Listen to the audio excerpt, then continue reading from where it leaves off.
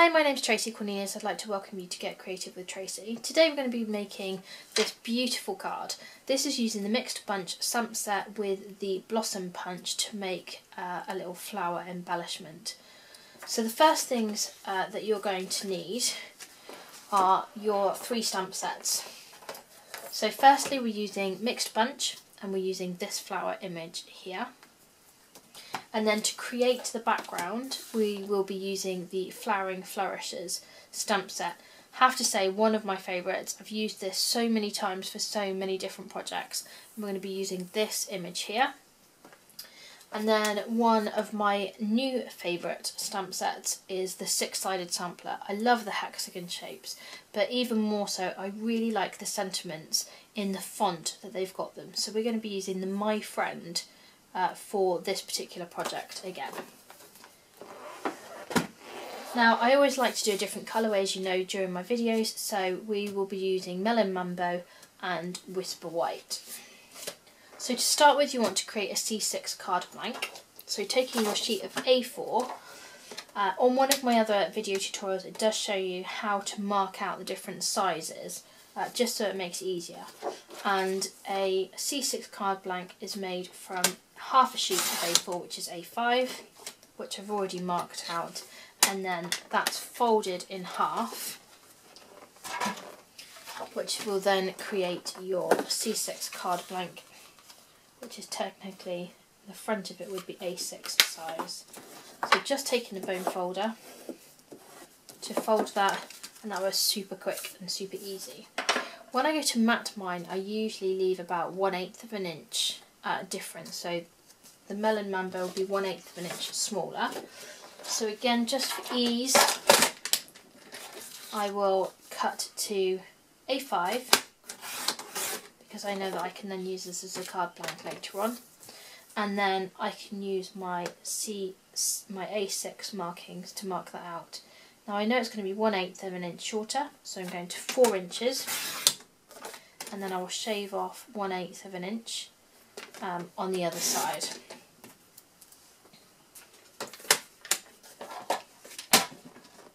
And now I've created the perfect mat, which will have just a small border going all the way around. So the first thing that we will do is we're going to prepare the background, and to do that we're going to take our Flowering Flourishes stamp set, and we'll be using the Cotton White Stays On.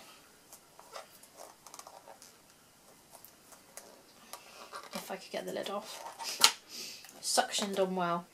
Now I have recently re-inked mine, so I know that it is particularly juicy.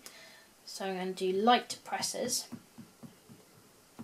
all the way around until I get the right consistency.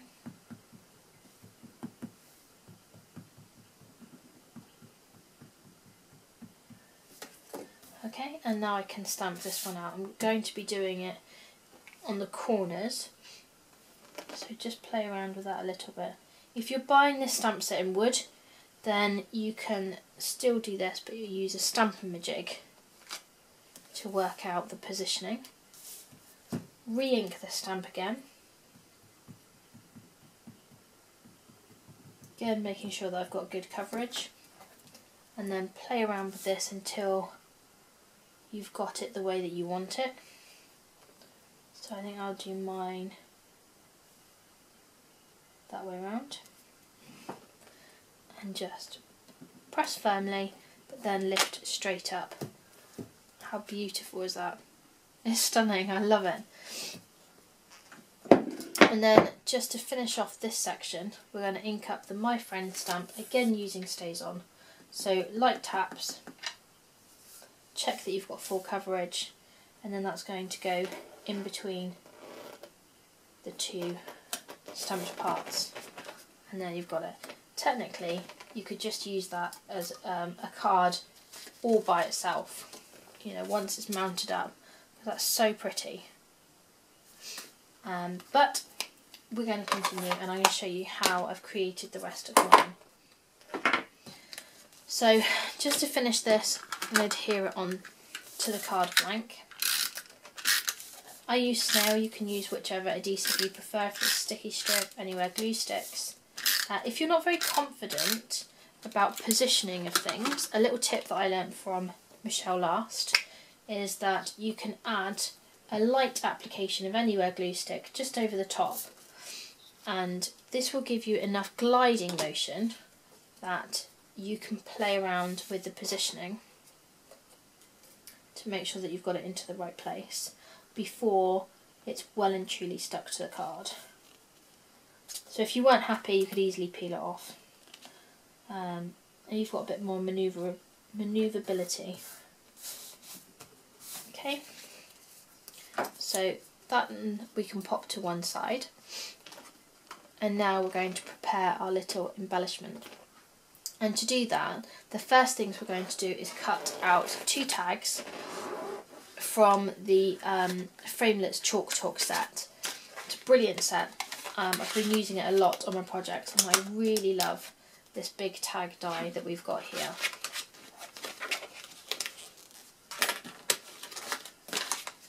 So I'm just going to bring in the big shot machine.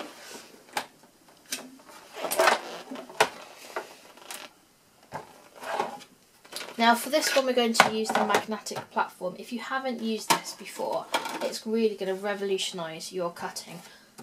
It's amazing. What you will need though is quite a flat platform to cut on, and the reason being is, can you hear that snap? It goes really well, whereas there's only a little bit of a bow on that one, but it is sticking it down but not as firmly, so you do want to make sure that it is flat onto the magnetic platform, and then pop on your die. And you just hear that satisfactory snap, and then just scroll that through.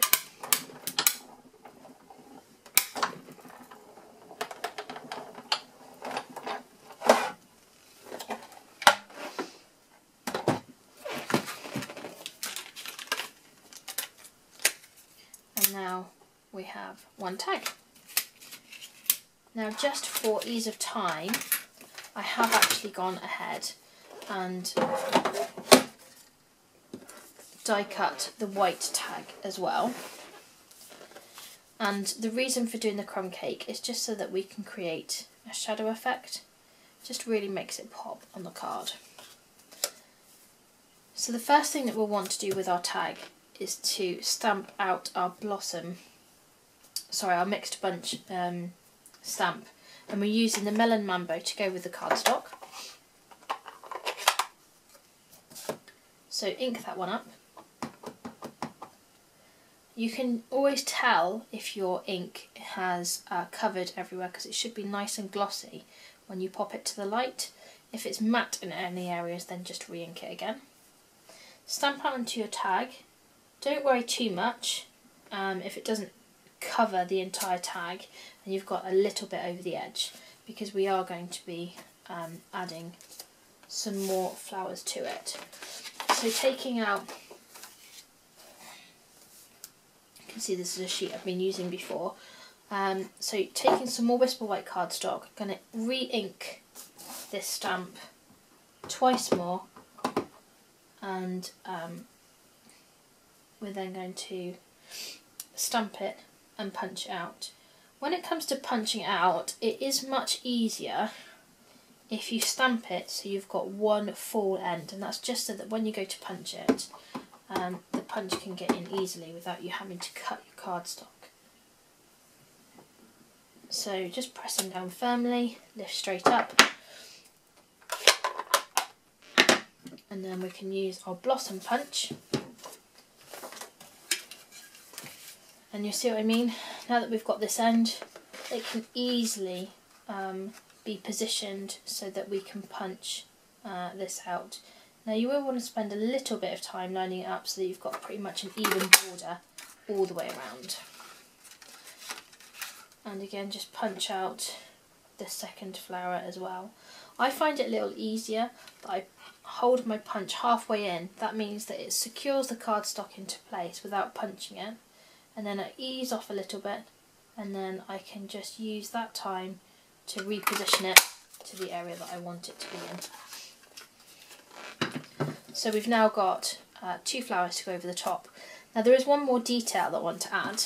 So using a So Saffron Stampin' Right marker, we're going to colour in the different parts of the petals. Now for the bottom one, you don't need to be quite so careful, and you also don't need to colour in the centre, because that's going to be covered. But for ease of time, I've already gone ahead and done that to 2 others here.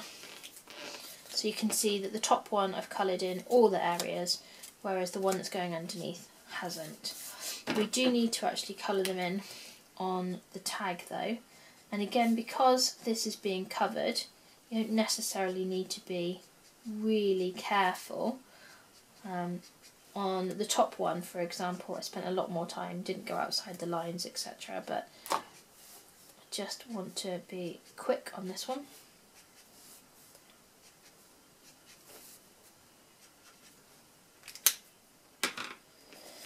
Now before putting the flowers on, we need to adhere the tag onto our crumb cake cardstock, and to do that I'm going to be using the Anywhere glue stick.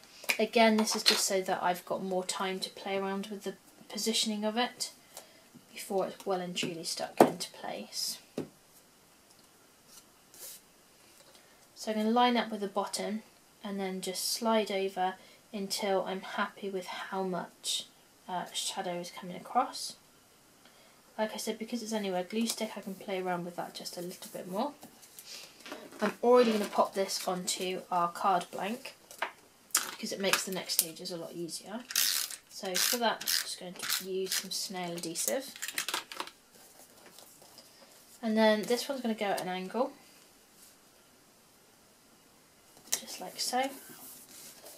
And then taking a bone folder, which can just give a bit of life to our petals by taking a bone folder and put the paper in between your bone folder and your thumb, and then manipulate the paper outwards. And this just means that you're curling the petals and making them look a little bit more realistic. I do a lot of paper manipulation just purely because it brings things to life, really. So you're going to do that on both of the flowers that you've punched out, and then using stamping dimensionals on both, pop some onto the back.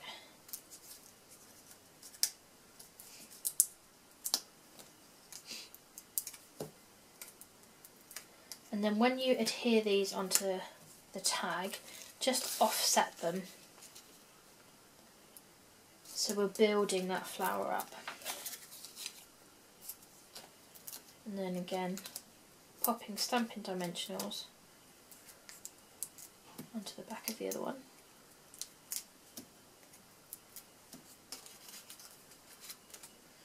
And again, just offsetting that one. And you can see that's really beginning to come together now. Just manipulate the leaves just that little bit more. Then another touch is to add our crystal effects to the centre. So you want to start off with the largest circle, and that's just purely so that you can get a really good flow. Oh,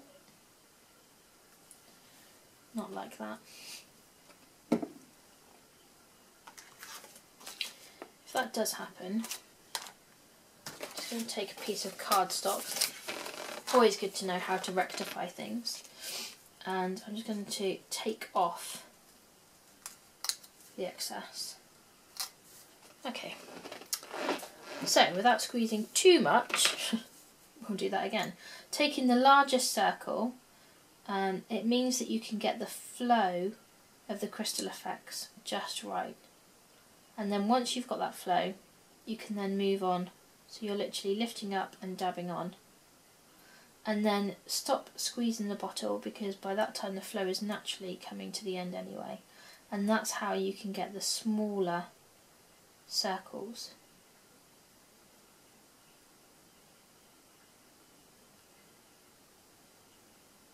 Until that one's all filled. And then to finish our card, we just want to use some of the Organza Whisper White. I love this ribbon. It's really good quality, beautifully made, and it just makes your projects look fabulous, really. So I'm just cutting off a small section.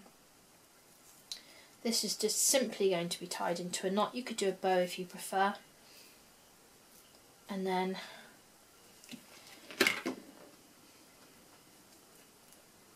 I'll play around with that a little bit more when it's on the project.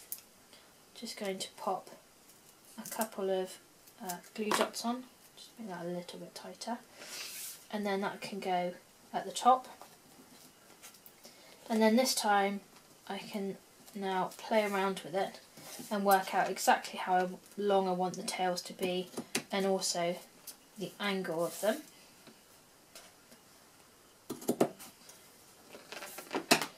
And there we have a really, really pretty card. Stunning. I love these ones. My favourite is definitely the blue. It stands out a lot more on the darker cardstock, but it does still look very pretty in the other colours. Now the other thing I also played around with was using a different ink. So if you're using lighter cardstock, then obviously use a darker ink. However, I still think that the middle section needs to be coloured. It doesn't pop as much. And on this one, I actually use the crystal effects all the way around. But I'd have to say that I do prefer it when you're doing just the little dots. But play around with them, it's really good. You know, once you've come up with a design, see if there are other aspects that you like. This one's really pretty, again a little bit more subtle. And this one I've cut 1/4 of an inch off so that there's more of a border going all the way around. And then this one's also really pretty and could quite easily be turned into a Christmas card as well. So there you go. Hope you really enjoyed today's tutorial. Would love to hear your feedback, so please do leave me a message, and I look forward to sharing with you again. Thanks very much. Take care. Bye.